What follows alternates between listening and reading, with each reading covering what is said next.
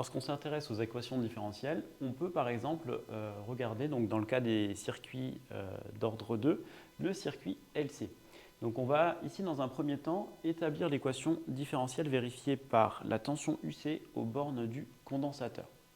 Alors le schéma qu'on peut donner, donc lorsque T est supérieur à 0, c'est donc un condensateur en série avec une bobine.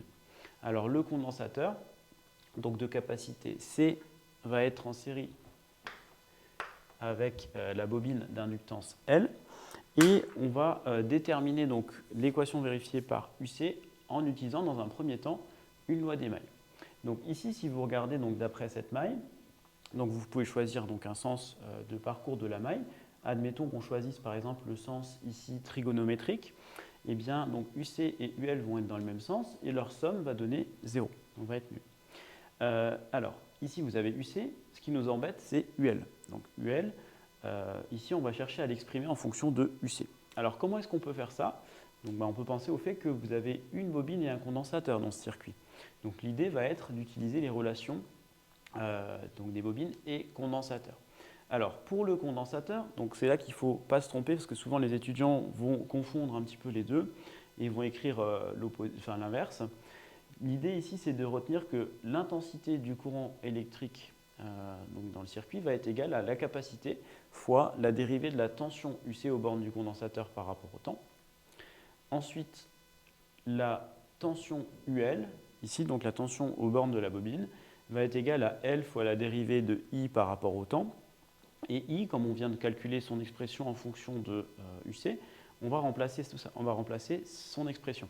Donc on va avoir L fois la dérivée par rapport au temps de C fois la dérivée de UC par rapport au temps. C, c'est une constante donc dans ce produit.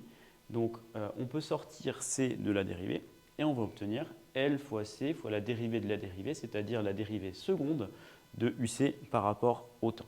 Donc là, ensuite, l'étape d'après, ça va être de remplacer UL par son expression qu'on vient de trouver donc juste ici. Donc on réécrit finalement la loi des mailles. Donc on va avoir toujours UC, donc plus L fois C fois la dérivée seconde de UC par rapport au temps. Donc ça, c'est égal à 0. Ensuite, vous voulez essayer de vous ramener en fait à une forme canonique, c'est-à-dire une forme connue pour l'équation différentielle. Et pour faire cela, en fait, il faut retenir que le terme, le facteur en fait, devant la dérivée seconde de la grandeur qui vous intéresse doit être 1. Donc là, pour justement avoir 1 devant la dérivée seconde, on voit en fait qu'il faut diviser par L fois C. Donc on divise par LC. Faisant ceci, donc, on obtient donc, la dérivée seconde de UC par rapport au temps, plus donc, 1 sur LC fois UC égale 0. Maintenant, on peut utiliser une forme canonique, donc une forme connue. La dérivée seconde par rapport au temps donc, de UC plus oméga 0 carré fois UC va être égale à 0. Et par identification, on voit que oméga 0 carré, c'est 1 sur LC. Donc ici, on peut en déduire que oméga 0, donc la pulsation propre des oscillations qu'on va observer, ça va être 1 sur racine de LC. Voilà.